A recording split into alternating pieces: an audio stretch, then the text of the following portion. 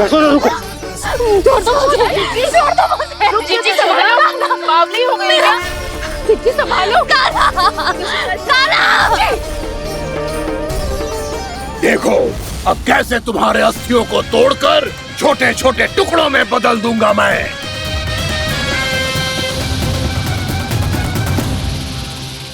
जी आप जाओगी तो आप भी फंस जाओगी। अपने लल्ला के लिए मैं किसी भी संकट का सामना करने के लिए तैयार हूँ। छोड़ो ना यशोदा, हमें कोई और उपाय खोजना पड़ेगा। कोई और उपाय? आप देख ना रही मेरा काना किस दशा में है। काना मैया के वश में नहीं है, नहीं तो ये अपने लल्ला के लिए साक्षात काल का भी सामना कर ले। ये तो केवल कालिया नाग है। हे नागराज, आप मेरे प्राण ले लो पर काना को छोड़ दो। ना नागराज, आप मेरे प्राण ले लो, मैं विरोध भी ना करूंगी। ना नागराज, आप मुझे मार दो पर मेरे काना को छोड़ दो। ना ना ना ना नागराज, मेरे प्राण ले लो, हमारे काना से क्या शत्रुता है आपकी। प्रभु के लिए जो प्रेम यशोदा मैया के हृदय में है, वही इन सभी गोपियों के हृदय में भी है।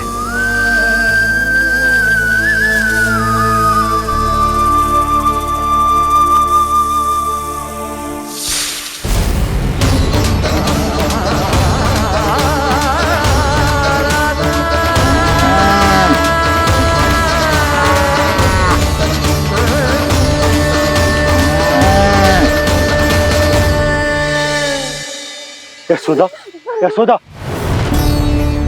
देखो इन गोपियों को, इन गैयाओं को, इन सब के मन में भी तुम्हारी भांति ही ममता भरी हुई। वो सब भी कान्हा से उतना ही प्रेम और स्नेह करती है, उतनी ही ममता से भरी हुई है जितनी कि तुम। तो तुम ही सोचो, जिसके साथ इतनी ममता और इतना स्नेह, इतना प्रेम, उसका कोई क्या कर सकता है? उस काले नाग का विष इस सब आशीर्वादों के सामने कछु न है। कछु करो जी। उसे बोलो वो मेरे प्राण ले ले, मेरे काना को छोड़ दे। यशोदा,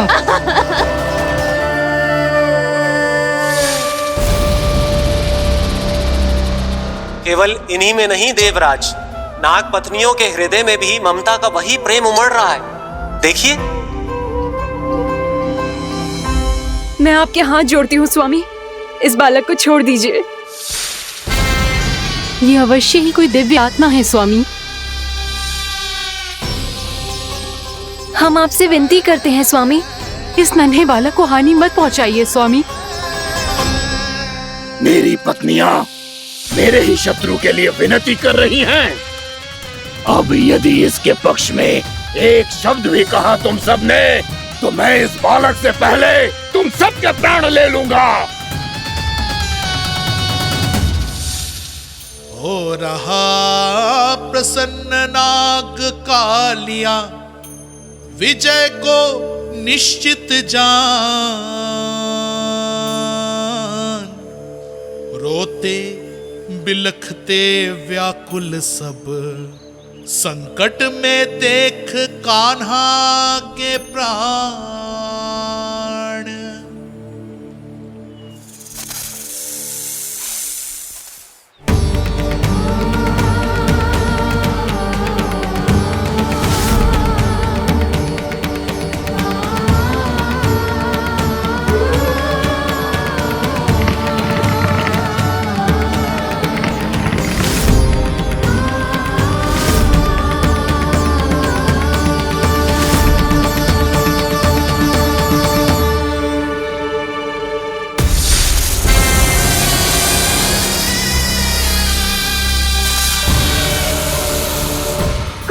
जी मेरे लल्ला को बचा लो, कोई तो कुछ करो।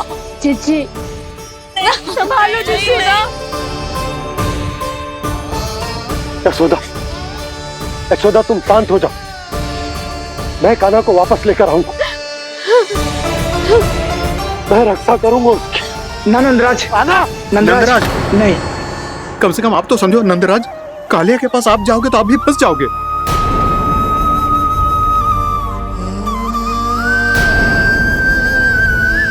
बलराम, तेरा भाई इतनी भीषण संकट में है और तुझे जरा भी दुख ना हो रहा? क्या आप सब अब तक नहीं समझ पाए कि कान्हा सच में कौन है? छोटे बाबा, आप तो उसका सत्य जानते हैं ना?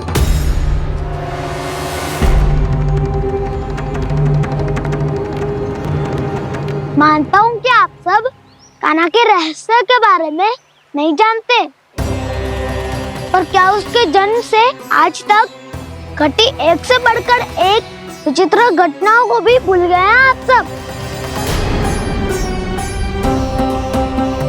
भूल गए हैं कि कैसी पूतना जैसी राक्षसी उसका कुछ बिगाड़ नहीं पाई, कैसे तरनावती जैसा भयानक राक्षस उसे एक खरोच भी नहीं दे पाया था।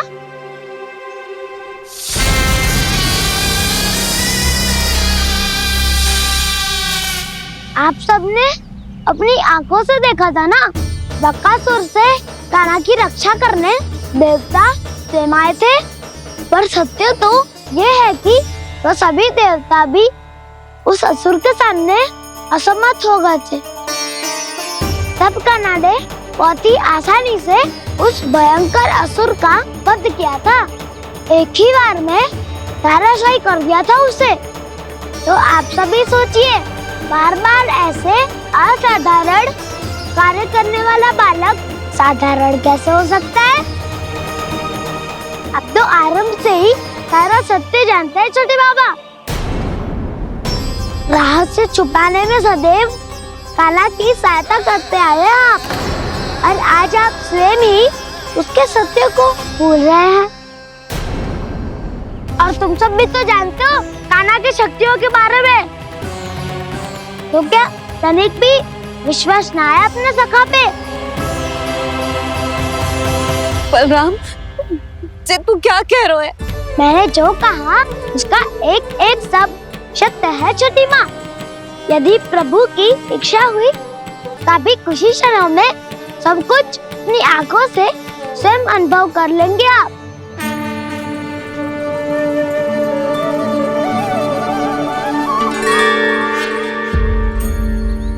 शांताकारं भुजगशयनं पद्मनाभं सुरेशं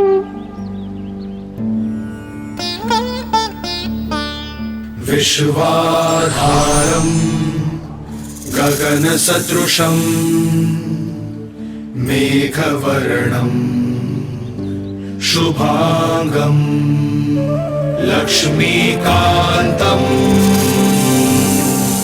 कमलनयनं योगी वीरध्यानगम्यम् वन्दे विष्णुं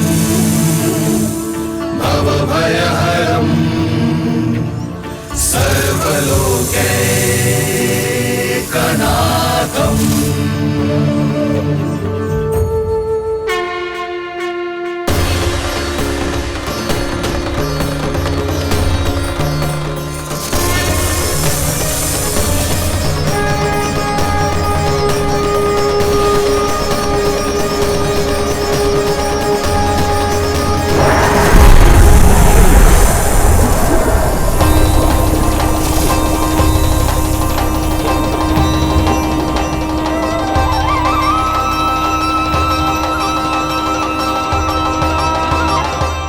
तुझे क्या लगता है बालक कि तू मेरी जगत से निकल गया तो अब बच जाएगा तू?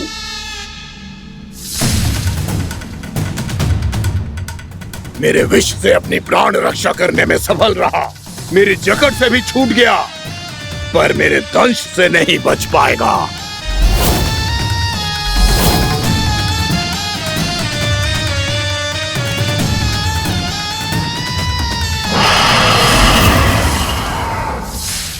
अब भय से भाग रहा है, पर मैं तुझे मृत्यु देकर रहूंगा।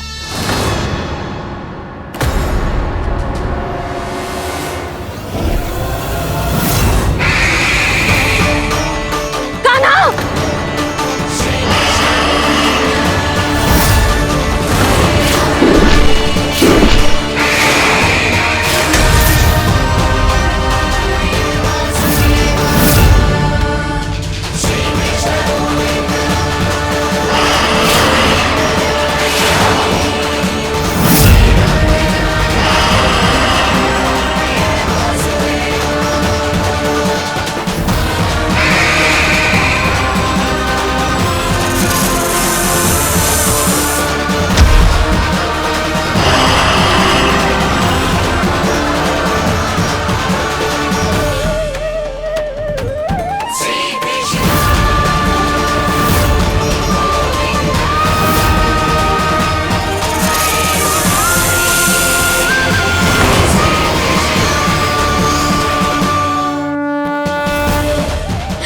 मेरा नन्हा सा कान्हा कितनी देर भाग पाएगा?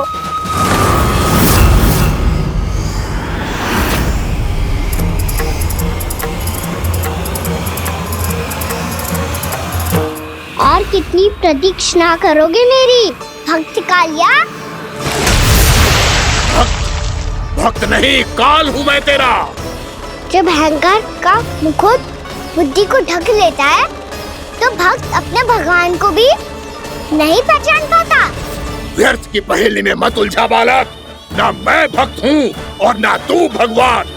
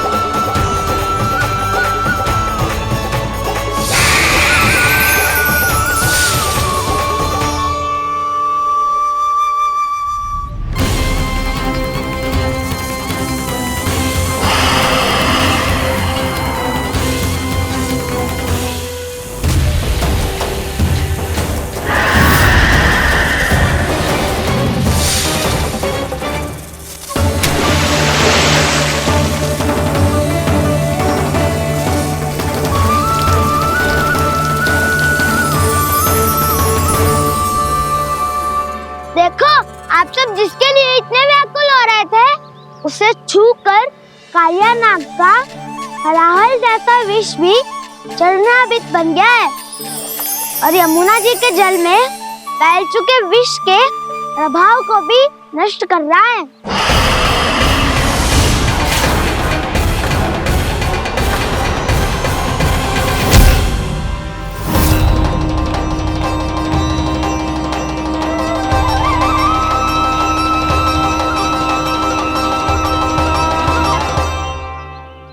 धर्म रक्षक अधर्म विनाशक प्रभु श्री कृष्ण का कौशल सचमुच अद्वितीय है।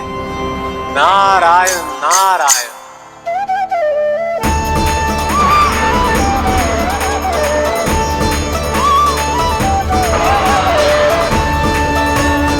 मेरा भाग तुम्हारे भीतर के अहंकार का प्रतीक है कालिया।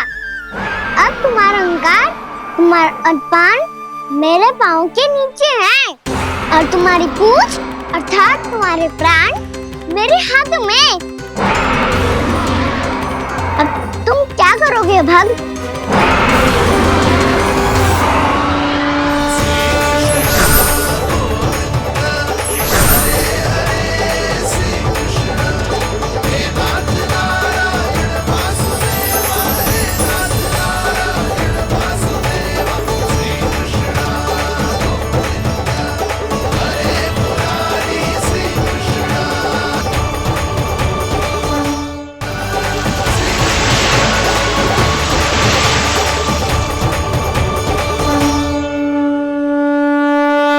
प्रभु, भले ये आपको पहचानने में असमर्थ हो, पर हम सब ने आपको पहचान लिया है। हाँ प्रभु, एक भक्त होने के नाते और एक अर्धांगिनी और माँ होने के नाते मैं आपसे इनके प्राणों की भिक्षा मांगती हूँ। अपनी कृपा दिखाइए और इन्हें क्षमा कर दीजिए। आपके लिए मित्र और शत्रु में कोई अंतर नहीं प्रभु, उसी तरह आपकी कृपा और दंड में भी कोई अंतर नहीं। दोनों दया ही तो हैं, अकारण ही किसी को प्राप्त नहीं होती। हमें विश्वास है कि हमारे पति को मिला ये दंड कोई अभिशाप नहीं है, आपका वरदान है। ये सत्य है प्रभु कि इनसे बहुत से पाप हुए हैं। इनके विष से बहुत सारे जीव जंतु को हानि पहुंची है, पर अब आपके चरण इनके शीश पर पड़ गए हैं। ऐसी कृपा तो बड़े बड़े महान महात्माओं को भी दुर्लभ है, और इन्हें प्राप्त हुआ तो अवश्य ही ये किसी महान पुण्य का ही फल है। हे प्रभु, उन्हीं पुण्य कर्मों की शक्ति का आह्वान कर मैं आपसे विनती करती हूँ, इन्हें प्राण दान दीजिए। मैं अपने इस भक्त को क्षमा अवश्य करूंगी देवियों, यदि ये अपने अहंकार को त्याग कर मुझे पहचान ले तो।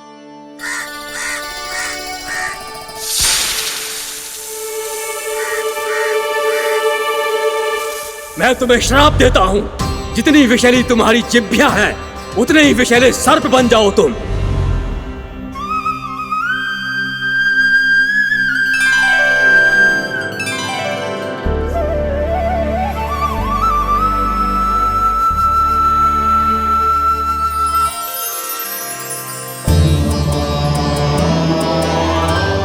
नारायण, मुझे क्षमा कीजिए नारायण। मैं तो आपका परम भक्त था, किंतु मैं आपको पहचान नहीं सका। इसका दंड तो मुझे मिलना ही था, किंतु मैं अब प्रायश्चित करना चाहता हूं। इसके लिए यदि आप मेरे प्राण भी ले लेंगे तो भी मुझे कोई दुख नहीं होगा। मैं अपना जीवन, मृत्यु और अपना अस्तित्व सब कुछ आपको समर्पित करता हूं। तुम्हें तुम्हारी क्रोध के कारण श्राप मिला, जिसे विशाल सर्प के रूप में तुम्हारा जन्म हुआ, और सर्प का तो स्वभाव है विष फैलाना। इसीलिए तुम्हें दंड नहीं दूंगा मैं, सिर्फ सभी अपराधों का पश्चाताप कर लिया। इसीलिए मैं तुम्हें क्षमा करता हूँ कालिया।